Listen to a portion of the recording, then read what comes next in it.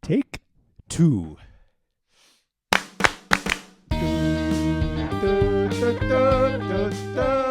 Hello, everybody. I'm Steve Peterson. And I'm Jack Hinkle. Welcome back to another adventure in the snow globe known as CHOPS Podcast, where we talk about knowing your students, knowing your content, and knowing your teaching. Knowing how to clap together by breathing as a prep beat. That is kind of funny that every week we do that. It's just a new adventure. A new adventure every. You know, I've talked to listeners.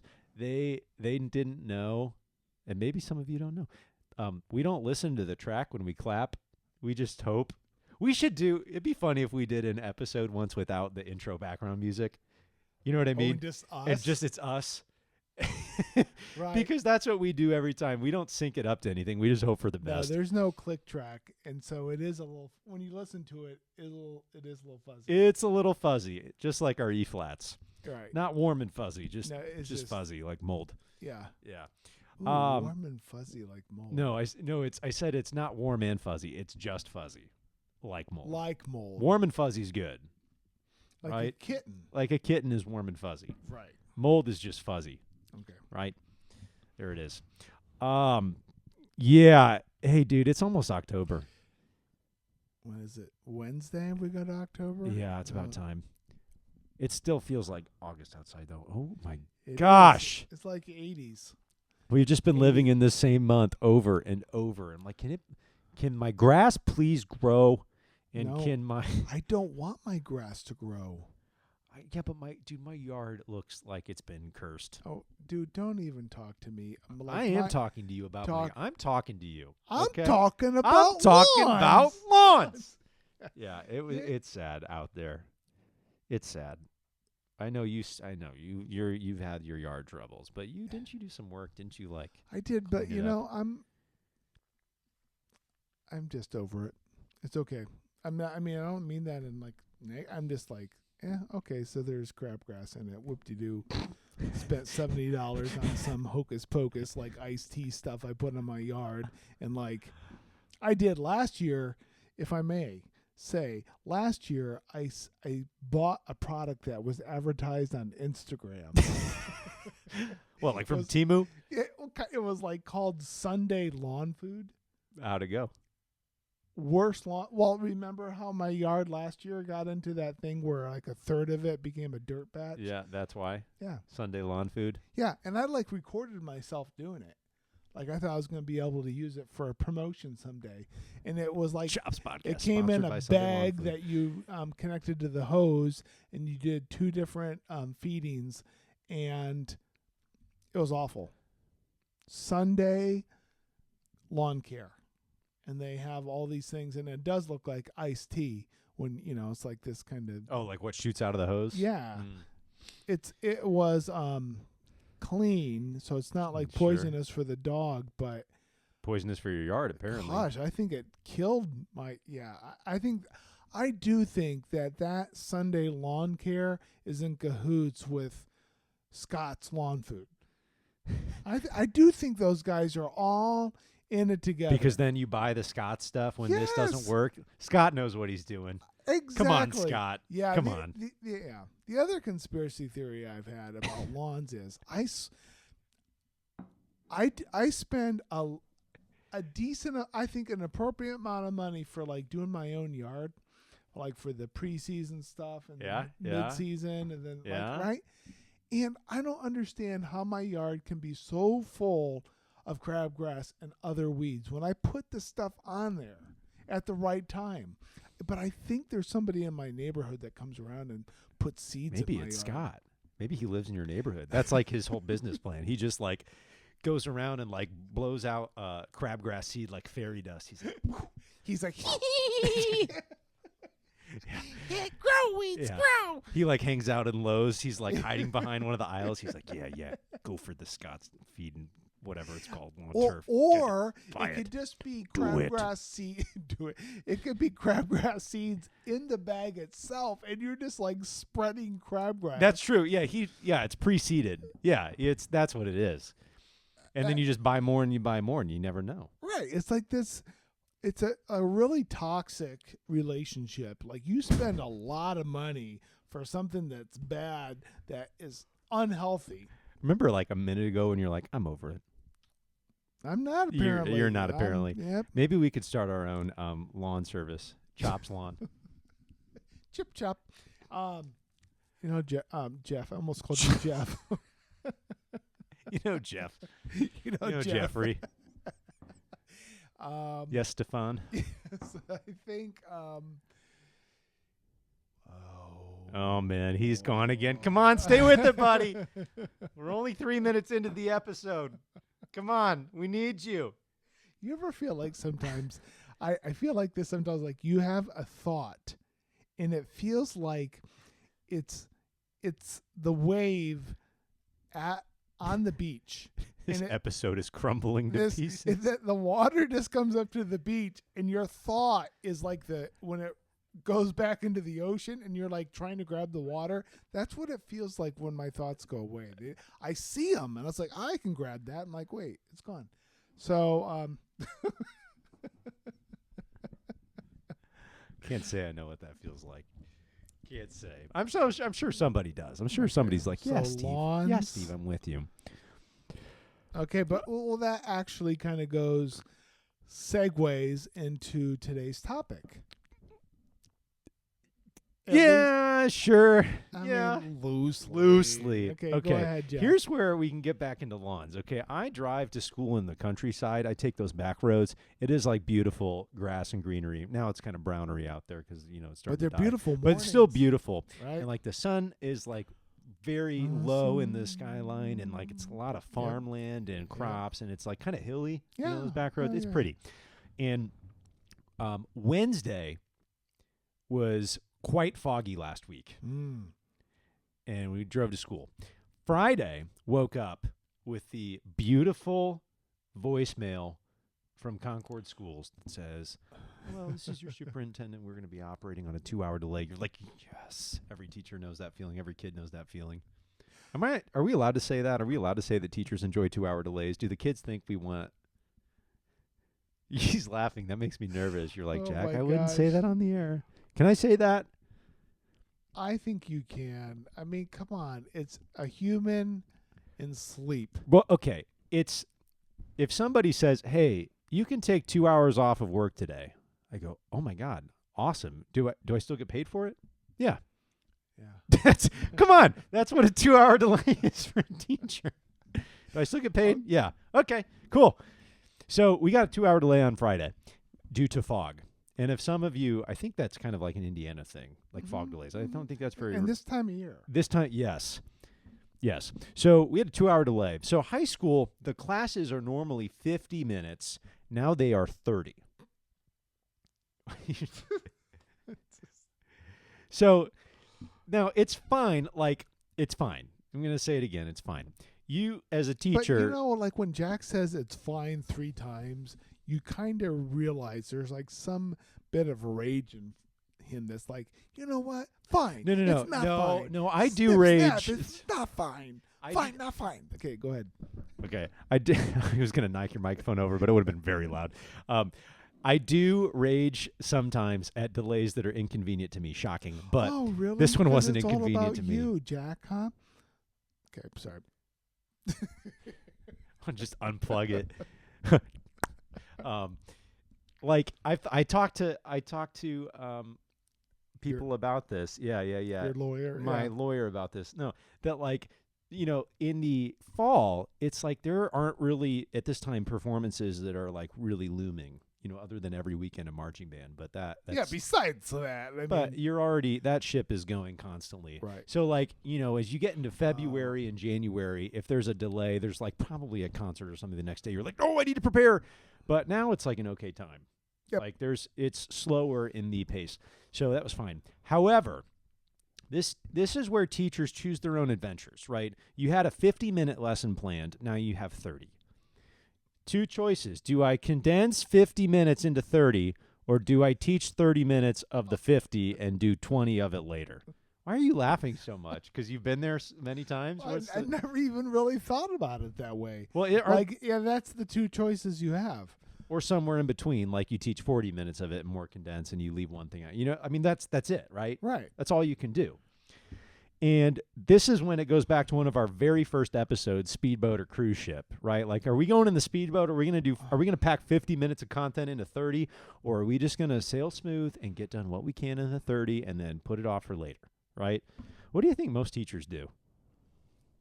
I have no idea. I think most teachers do cruise ship. That they're probably not willing to sacrifice quality for quantity. Well said. And if you're building, you're teaching sequentially and making sure that there's understanding, checks for understanding, that process is really important. So you want to make sure those things take hold. That's what I'm guessing. Sure. I know for a rehearsal class, jazz band, I think it's really dependent on where in the school year it is. I agree. If you have a concert contest, something coming up the next 3 days versus jazz band right now in September, your concert's not until November. More cruise ship. More cruise ship. So what was it like for you? Okay, because everybody goes 3 days ago. Everybody goes through 2-hour delays and half-day schedules, but I don't think every school does it the same way. Okay. Because I think I would imagine most schools do what we do, but some schools I know for a fact also just pick up at that point in the day. Like you would run your normal schedule and then just like start it wherever it is at 10 a.m. Sure. But for us, Jazz 1 was actually the same amount of time because it lines up with the lunch schedule. Right. So that didn't really change. But Jazz 2, AP Theory, and piano. Marching band, we go later, so it didn't really change that much either. Those were all 30 minutes. I, ironically, had a feeling of when I got to school, I felt like very rushed. Why? I know, isn't that stupid? I had 2 hours and I got to school like on time for the 2-hour delay, but I still feel really rushed. I feel like I feel the impending like 30-minute pressure on me. And I'm like, I have to make this time really count. I have to make this good. I can't mess this up. And so I just had a feeling of like trying to I felt like this, like I just had to get it, I didn't want to mess it up and I didn't want to lose the time. So it was like a Chinese finger trap on myself. Like I'm pulling away, but I really just need to be more calm, push in. Right. And but of course I did that to myself. There's no extrinsic factor like doing that to me. It's just like how I felt. Do you think you think your students sensed that you were under pressure? It's possible. I don't see, and this is the other thing. For some reason, I don't remember that day very well. I don't remember what we did in the classes. So, but that makes for good podcasting. Let's bring up a subject that we're going to talk about, and I have no recollection. So you can identify with the water going off the beach. Okay, listeners, if you hear a very loud popping sound, it's me disconnecting Steve's microphone. I'll apologize, but if we leave it in there for the comic effect, you're taking one for the team, that large popping sound. I remember how I feel, and I remember feeling that way. And because I remember feeling that way, I think it's worth talking about because I'm sure I'm not the only person. So like the greater concept is when you feel like you have a lot you have to get done, the time usually can't change. You can't add more minutes in your classes to cover the material. No one has that power within them. I mean, I guess if you're a music teacher, you could add rehearsals after school, but that's kind of not necessarily the best practice to do that retroactively when you have a calendar set in place. So finding ways to teach efficiently and stay in your game. I'll bring up something. Okay. And then I'll let you chase after the water as the waves go away from you. But like today, we just got drill for our closer, and we're working on the music for the closer. We have not spent a ton of time on the closer music. Okay. So today, we were in music for the whole hour that we had in class together. And I was working with the trumpets and the mellophones, and I said, here's how this is probably going to go. Mellophones, trumpets, your music's very different. It's not worth trying to get it together right now. So we'll do trumpets 2 measures, mellophones 2 measures, wash, rinse, repeat. If you're not playing, do this. Finger, air, rhythm. If you need to talk to your neighbor to help you with something, that's fine, but do it like quickly, quietly. Sounds like a good use of instructional time. Oh, you just wait for it. Okay. And then we were going for a bit. But this was today on a regular schedule. Yeah, today regular schedule. Okay. I still have the same amount of time. But again, it's like I feel like there's a lot we need to get done. So tonight when we put it on the field, it's like recognizable. Yes. You know? So they were going, and there was some like talking here and there, and I had to stop. And usually if kids talk, I just stop. Yep. And then I start again. They kind of get the memo. And at the end, I said, this is where the take the bait thing comes in. I said, look, you've probably had a teacher in your life at some point that you can tell when they're about to lose it. And probably your response is, oh, I better not say anything or mess up right now. I don't want them to blow up at me. Said, some of you may do it on purpose to try and troll your teacher, and maybe you think it's funny or whatever. And I said, I hope you could tell today that by the way I was acting, that today was a day that I wanted to move. And there are days that you might be doing the same thing, and there are days I'll let it happen because I'm not in that same mood. I want you to read me better. And if I seem like I want to go with me. Because you were trying to move faster. Yeah. And they weren't picking up on that. And I tried to recognize to them, like, this is maybe inconsistent because some days I don't teach like this and you don't have to work like this. I want to recognize that. But in turn, go with me. Like, if you see me trying to go quicker, go with me. Don't do the same standard you've always set. Like, let's change it so we can work better as a group. Right. Do you think that's unfair to the students? Like, expecting, like, that it could be RPMs really high or low, or, like, rather than just, like, a consistent flow? I think it would be unfair if I gave them certain consequences or treated them differently. Got you. But since I didn't, I don't think it's unfair. Got you. So you're just adjusting the pace, but your rapport, you're not like turning into grumpy Mr. No, I was not grumpy pants. I just like put the thing in third gear. Gotcha. Yeah. Makes sense. Did I use gear right? Is that third gear means faster? First gear, second gear? Yeah. I only drove my First, Okay. Yep. Okay, talk to me, Goose. Yep.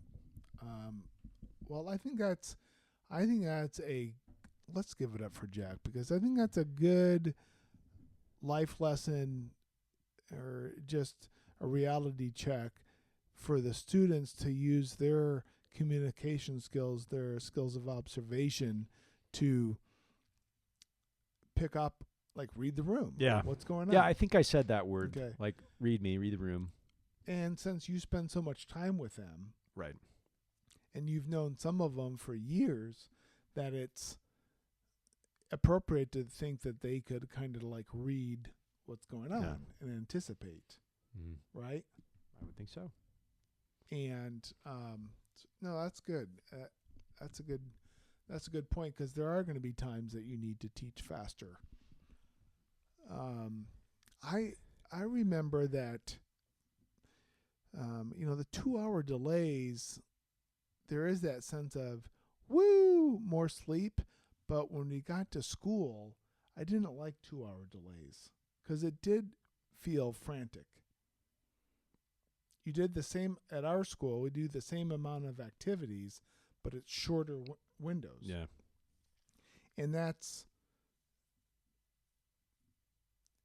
I didn't like that as much. And the kids would be like, why would you want the 2-hour delay? And like the half-day schedules, like, I don't really care for that. Like, I appreciate the time that I have off as a teacher. I mean, there's like a obvious, like, okay, cool. We get the 2-hour delay, but then like it impacts the rhythm and the flow. and that feels hurried. And I think the kids' attitude towards school changes. You're right. They're like, 2-hour delay, we're not going to do anything today. And then so you're combating that also. Right. And then, right. And this could be another podcast, but in the last week, if you go to your school system and you think about the amount of times that you've had an alternative schedule, the amount of times that happens, whether it be fire drill, right, Alice drill. Today we had in our resource period, like our advisory period, we had a bully prevention and suicide awareness video that took about 15 minutes. And we weren't supposed to be on that schedule today, but we were because of the 2-hour delay. Because of the 2-hour delay. There's like pep rally schedules, right? There's field trip schedules where certain kids are going to, South Bend or Chicago. We have the PSAT test this week. We have the PSAT. And we will not see periods 1 through 4. And my 5th period will have 4 students. Exactly. Yep. And then eventually you get like into AP testing where you're like missing kids, right? And then you have Fridays, and then you have Mondays, and then you have the day before Thanksgiving break and the day before Christmas break. And how are we supposed to teach? Exactly. And then just going back to you, like thinking about that alternative schedule that you had, and the kids may be thinking, well, we're going to take it easy today because it's a half day. But it's like taking the day off before Christmas break. Right. It's like, well, then why not just take Thursday and Friday off? And why not take Tuesday, Wednesday, and Thursday? Like where do we draw the line? Where does it stop? And so like if you're going to kind of like change the expectations and the flow because we have a 2-hour delay or because something's different, you're setting up an expectation that every time there's something different, we can't get anything done. And I think that's a real teacher dilemma, like to not give into that expectations that, well, that's only, what is your half day class here? 17 minutes? 17 minutes, just enough. And I'm guessing Jack does teach on those days. And in jazz band, like I remember the jazz band, like hearing it in my office, like you were playing and I played too. And what would be the things the kids would say the first time they came in? Steve would put up on the board, yes, we're playing today. Yes. And so anytime the kid walked in, they're like, hey, Mr. P, are we playing? Look at the board. But you're right. Every time they come in, they're like, are we playing? Are we playing? Do we have to get instruments out? Right. So we learn to teach in different situations. Yeah. Right? Right. And the 17-minute ones you're planning for. So you kind of know what it's going to be going in, right? Yeah. The SRT schedules, what it's going to be, the combo schedules. I think the 2-hour delays catch everyone off guard. Yes. So I think it's harder to like come in not only knowing what you're going to do, but like the kids knowing that it's going to be less. Obviously, they know when they wake up, they see the message, but like it's different than the day that's been scheduled on the calendar for 4 months. Yep. Gotcha. Yeah. So trying to cram versus trying to do less but do it well. I mean, there's going to be days you're going to pick one or the other, just depending on the context. Right. But I agree with you. It's almost always better to do less and do less well. Correct. Yeah, if you did like normally in jazz band, rehearsed 3 different sections, like 3 different tunes. Yeah. It really would feel rushed to get through those 3 sections in a half the amount of time. And maybe that's what it was. Maybe that's what I tried to do. Because Fridays, I like to play everything. Right. In jazz band, and maybe I tried to do all 3, and that might have been the issue. So, it was just like with Jack's tradition on Friday of playing through things. Yeah, sure, and then having the unexpected 2-hour delay. So I think the point is to other teachers. Calm down, everybody. Calm down. It is calm down, but it's also be aware of like what you want to do. Yeah. And be put some thought into it about how you would like the day to go. Do you want it to feel a little bit more frantic and rushed? Ooh, that's good. So there's energy to kind of get you through that and to help the students kind of have easier time in their day because it's more active? Or do you feel like this is a day, maybe we can work on some soft skills this day, or this is a day we're going to review, or, whatever that is. But I think it's okay as long as your default is not like, well, it's a 2-hour delay. We can't get much done today, so we might as well. That I think is the wrong choice. Yeah. And that does get used, and I think that leads to complicated or contrary expectations or inconsistent expectations. Grab the wave. There it is. Grab the wave. That could be a podcast episode. Grab the wave. I think also the days that you feel frantic are the days you are least connected with the kids. Yep. I say that as I should use the I pronoun, not you. It should be I. The days I feel frantic are the days I feel least connected to kids. Like when I'm looking at my score, looking at my computer, I'm like trying to find the schedule. Like, what time does this class get out? I'm like, I don't even know if the kids are in front of me anymore because I haven't looked at them in a long time. And that's one other thing I want to do really well on those days. I'm like, I got to be with the kids. I need to look at them. Push them through. You're right. And like quit looking at the score. It's the 12-bar blues, Jack. You can do this. Come on, buddy. Just like be with them and talk to them. Right. I would say another thing along with adjusted class schedules, talking to the teachers out there, and this is like, well, obviously, Steve, we know we have to do this, but keeping track of your schedule, like the bells on the 2-hour delays, the half days, the adjusted student resource period time. Mm-hmm. Because they're all a little different, and it's easy to get distracted and miss the bell, which kind of creates a little bit more chaos or a bad energy because kids are like, I'm going to be late, But also like having that schedule, nearby, or I know that we put it on our slides, like put up the alternative schedules on our slides so it's only a click away. But just having that, like for myself, because I don't like that feeling of letting students out late. Right. And the kids hate that because we've all been there, like we're teaching, and some kids like, Mr. Hinkle, we have 1 minute left. And then I have the choice. Do I go, I dismiss you, not the bell. Don't tell me what time it is. Or do I go, Joe, thanks for letting us know. Because that would have hurt if we would have had to stay an extra minute. Or do I go, oh, thanks. Yeah, pack it up, guys. Like which one, I tend to do the second one more because if usually we try and at least give them a minute, if not 2 or 3 to pack it up in the band room. Like that's on me. And usually if I'm going past that, I'm getting diminishing returns from the kids because they're like, homie's going to let us out late today. Yep. So just an organizational skill. I agree with you. Taking pictures of the schedule, having it already up on the slide. For many years, I would just tape the schedule to my music stand in the front of the room. Oh, yeah, you did. And just would have that. And it seems like a little thing, but it's like Christmas. It's coming. So why don't you save for it? Yeah. And be ready for that. Yeah. Ask Steve about his clock app sometime when he... Steve. Go ahead, Jack.